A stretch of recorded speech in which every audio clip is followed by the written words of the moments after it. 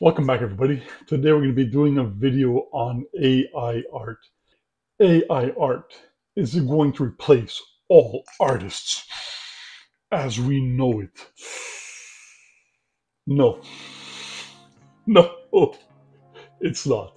So I just want to start off by prefacing the video by letting you guys know, first, I am a traditional artist. I've been drawing since I was a kid. I haven't been able to draw in a few years because something happened and I can't really do what I used to do, unfortunately. I also dabbled in painting. I write, I do photography, I do videography, I do all my editing myself. I am excellent, and I mean excellent, when it comes to Photoshop and photo manipulations. I'm gonna post some so you guys could see, so you know that I am speaking as a real artist and why I'm not intimidated or afraid that Midjourney is going to replace all artists. Now, when I say Midjourney, I mean the AI art. So I've dabbled in a few programs. I've dabbled with DALL-E, I've dabbled with Night Cafe. I tried using Stable Diffusion, and honestly, Stable Diffusion does not work for me. It doesn't cooperate. It can't do what I want it to do. It always creates something generic, and I'm not bothering with it. But Midjourney, all the things you've seen me create in the shorts, that's all done through Midjourney. I'm not gonna tell you guys how I create my own stuff. And when I tell you the reason why, you're going to understand why I do not give away my secret recipe. So the main reason why artists will just not be replaced like they are fearing by artificial intelligence art, and that's because not everybody, but the majority of the people that are using AI, they're not artists. And just that fact alone is reason enough for artists to not be afraid. So to create an AI image, it's called a prompt.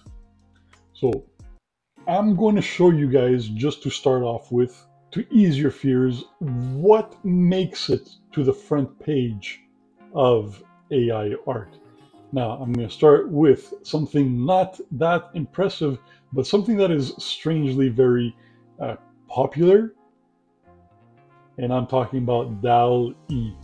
So right now, I'm on Discord, and you're seeing the Hall of Fame for DALL-E. So here we have a universe. Here we have an action scene, which is kind of rare to see. Here we have a flying dragon. Here we have a cheeseburger. Can I has a cheeseburger? Yes, you can has an AI cheeseburgers. And then we have a nice looking picture of an old man watching shadows dancing. Another universe. Somebody trying to do my SpongeBob stuff. Jellyfish. People dancing, kind of cool. But as cool as this looks, it's still very, very generic. And what you're going to see here on the bottom, this is the DALL-E watermark. So I'm not exactly certain the legalities of selling your DALL-E created things, but usually when something has a watermark on it, it is not your property. Contrary to Midjourney, it is your property. Nobody can use your images that you created through Midjourney because you are paying a license with your membership. They have teams of lawyers equipped, and they made it legal for you to be able to make a business off of your AI art. So a street, Now, some of these images do look really, really cool. And when I do come across a really cool image, like this one, I think is a really cool image, and I would give it a thumbs up. But the majority of things that I see, no, this is very, very generic. Now, the next thing I'm going to move to is Night Cafe. So Night Cafe was the first AI app that I used to create things. So this is one of the weaker ones, but I still view this on par with DALL-E. So again, this program is a lot more creative, as you could see. Here we got Bruce Willis, Godzilla, a crystal flower. So it's a lot more creative than what DALL-E is. DALL-E is very generic. And for some reason, it's the first application that people think of when they hear AI art is DALL-E, and DALL-E is crap. This is a lot more advanced in my opinion, but again, not the greatest. Now we're going to move over to my favorite, which is Midjourney.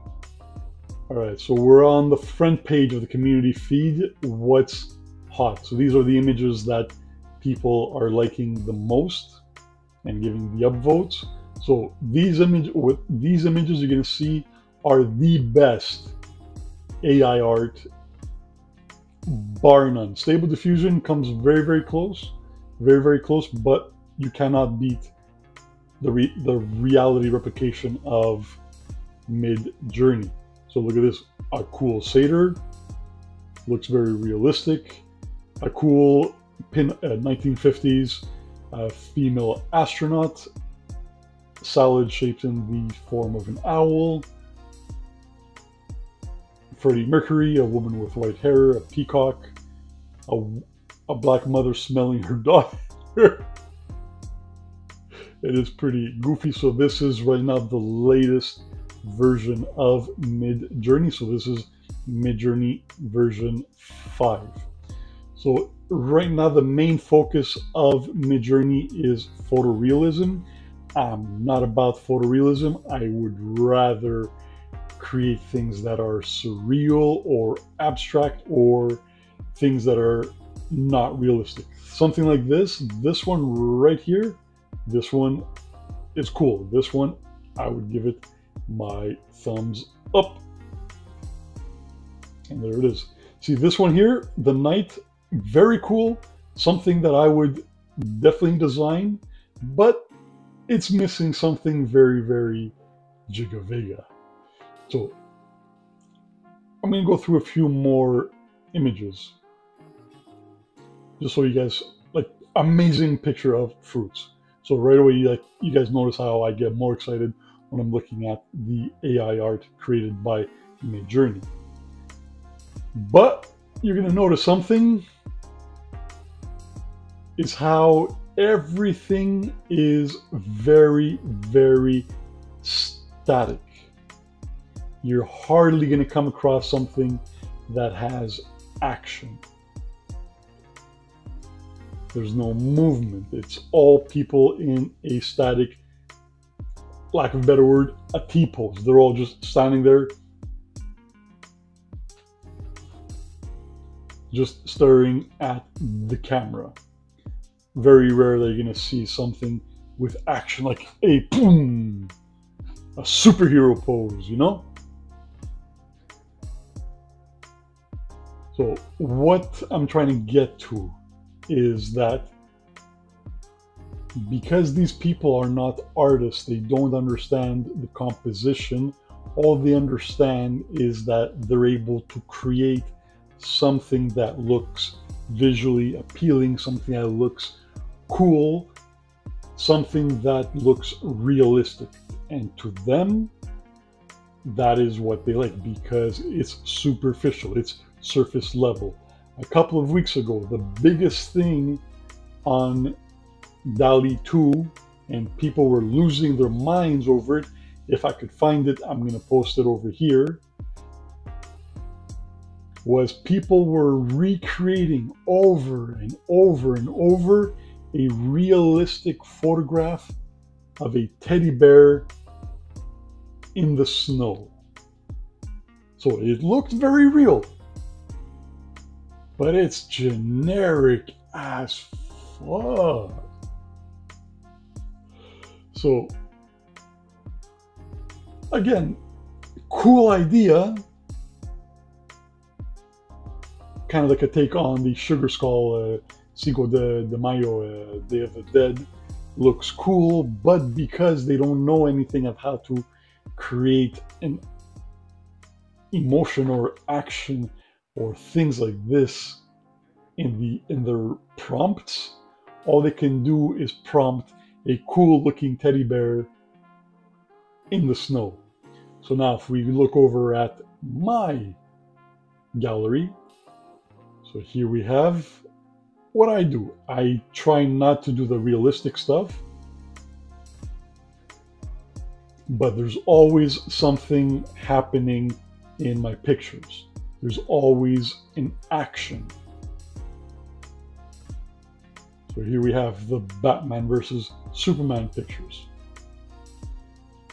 Here we have my favorite things that I'm working on are things like Lovecraftian inspired Sesame Street scenes, or Silent Hill Sesame Street scenes, or SpongeBob, Calvin and Hobbes, and all these things. Like, even though like this one that looks like a demented version of Elmo, there's still emotion behind it, because when I prompt something, I do more than say Sesame Street, Silent Hill, realistic.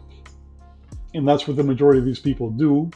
And then the other thing that they're going to do is they're going to copy paste a style that they like and add it to the end of their prompt. But they will never be able to replicate something that's actually artistic, because they don't understand lighting, they don't understand colors, they don't understand how to set up a scene. Like, I want to have my character in the corner of the scene. See this one over here, the middle one, the baby is in the center of it.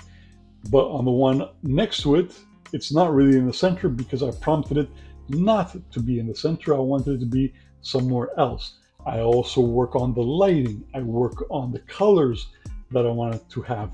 I never use an artist's name to use their style. That I consider theft, and I refuse to do that. I've had a lot of people ask me to do things for them in the style of, let's say, Jim Lee or Tom McFarlane, and I'm like, nope, I will never use another person's name in the prompt. Now, it's one thing if I say I want a Sesame Street picture in the style of Spawn. That a little bit different. That I'm willing to compromise a little bit, but not the name of the artist. So then we have over here Silent Hill, Disneyland. And then we have, so these ones over here, I tried replicating things like Frasier sitting with Cthulhu. And then I tried doing stuff from Dark Souls 3, the painted world of Ariandel. I don't try to replicate what I see, but what I do is I describe what I want it to be, the art style, the colors, the lighting. And then we have this one. These ones I called Your Death in Space. And then these ones were the ones that I was creating yesterday. So we have characters that I'm trying to design after Final Fantasy. My favorite summon, Shiva. So instead of saying Shiva from Final Fantasy, because that's not freaking imaginative at all, I prompted what I wanted it to look like. So I'm not going to give you, like I said, the recipe of how I do my stuff. What I did was I said I wanted a woman. I wanted her to wear ice armor And then the environment. I did not say things like Final Fantasy. I did not say things like Shiva. I wanted to create my own rendition of it through Midjourney. So another thing that I do is I do not call myself an AI artist because I'm not the artist. Midjourney is the artist. I'm the prompter. I'm the designer. And in that, there is still art, because in order to be able to prompt something, you have to be good at also writing. And I am also a prolific writer. I've written many, many stories. I've thought many, many things, and everything that I create in Midjourney has a story. And here we have Trump beating Cthulhu. And for some reason, my short video with Trump got only suggested literally to 9 people, and then they pulled it out. There's over 20 hours of it being watched, so the 10 people that watched the video freaking loved it.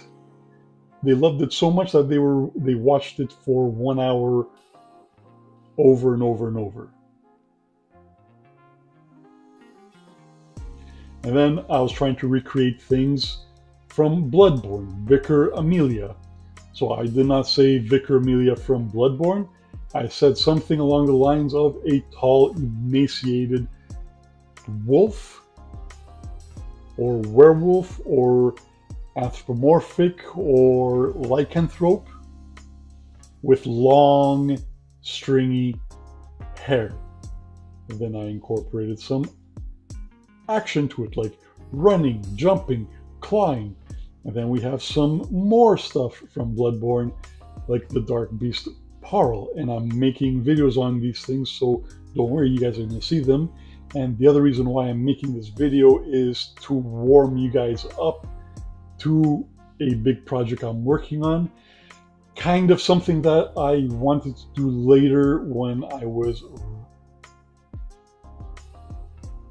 ready to do it, but I kind of have no choice right now, and that is I'm opening up a store. So stay tuned for that video. So the other thing that you have to really consider as well, there is a price to entry for this AI art. Every program does give you a starting account that gives you some free time. A lot of them give you 10 hours, and bro, 10 hours sounds great, right? Oh my God, I could create so many things in 8 hours. Imagine, my imagination is running wild. Bro, these 10 hours, they run out. These 10 hours, they run out fast. Or some of them will give you 200 pictures. But again, this stuff does run out fast because it's not always perfect. To get these images, I had to prompt over and over and over, tweak, edit, add something, subtract something, adjust something. Everything is time, and everything that's time with this stuff is also money, and that's something right now that I unfortunately no longer have. So everybody that's an artist that starts these Midjourney stuff, these AI art projects, very gung-ho, very enthusiastic, very prolific. They'll make hundreds of things. Hell, I've seen people create thousands of images in a matter of weeks. I think in the 4 or 5 months that I've been a member of Midjourney, I think I've created 6,000 images. And out of those 6,000, I think I use maybe 500 that I'm going to be publishing, because I'm an artist and I understand artistic merit, and not everything is artistic or good, but these people don't understand it. So like I was saying, a lot of people start their projects, they're very enthusiastic about playing with Midjourney and creating things that, because everybody wants to be able to create, right? But not everybody's able to create. So they're excited when this happens, which is why I never knock people for trying this. So a lot of people start paying for it, And then they start using it less and less and less because they start realizing, oh crap, this stuff is expensive. To generate 50 pictures, it would cost me 35 credits. And that's the equivalent of $8, let's say. And as an artist, painting, drawing, sculpting, you name it, pictures, videos, you struggle financially sometimes for your art because you have to purchase things. And then if you want to publish them, you have to purchase publishing rights, you have to purchase galleries. There's a lot of things that you have to pay for. And if this is not something that you're passionate for because you're not an artist, you're going to drop out. You're going to lose your interest and you're going to close your account. Bro, I can't tell you how many people I see on a daily basis, hundreds of people in the discussions forums. Hey guys, how do I cancel my Midjourney subscription? Guys, how do I cancel? How do I cancel? This is costing me too much. I don't want to do this anymore. So here we have some Lovecraftian flowers. A zombie that is lamenting her life, thinking back on the good old days. Is somebody that's not an artistic person, creative person, gonna think about a concept like that? I don't think so. So, artists, you guys can even use this to get inspiration for your own works and your own things that you want to create, because you have something in your mind but you don't know how to put it on paper. So you guys, artists, you have nothing to worry about, at least not for the near future. This was a rendition, my take on the Cleric Beast from Bloodborne. It took me an hour and a half to manipulate the system to get to this level. It took an hour and a half to get to this level, and it cost me a lot of money to get to this level. Fast hours cost money. A starving artist, So artists, you have nothing to worry about. Go in the forums, join the discords, see what people are doing, and you will realize that there's nothing to worry about. I mean, bro, people are now using Chat GPT to do their prompts for them. Come on. What are you guys worried about? This is a nothing. Remember actors when 3D came out? Oh, we're gonna lose our jobs. 3D animation is gonna replace me. Brad Pitt crying, and all these other actors asking moviegoers to boycott all these Maya studios and 3D render Max and whatever, because they were going to be out of a job. Little did they know, a few years later, James Cameron was going to be the one that was going to fucking do this to them with his idea of creating a program that will make movies for you, and all James Cameron would have to do is prompt the fucking scene. And it's going to be crap. Just like all 3D art is. All 3D art is, I'm sorry, it looks cool, it looks nice, it looks realistic, but it's all freaking crap. Barely better than a video game. Drawings, paintings, you can do a movie that is entirely watercolored or entirely penciled. That's why people love cartoons. Cartoons still outsell fucking 3D animated movies, no matter how realistic the movies look. Because people appreciate art. They don't care if it's something realistic, they appreciate the art. So please guys, if you enjoyed the video, fucking drop a like, subscribe, and make sure you come back. I've got like 300, 400 plus videos in the back catalog. Tons of good stuff, tons of cringy stuff, tons of crappy, shitty stuff for you guys to watch. Support a starving artist. So thank you very much, everybody, for giving me a few minutes every time. I really do freaking appreciate it. I will see you guys in the next video. Jigga Vega.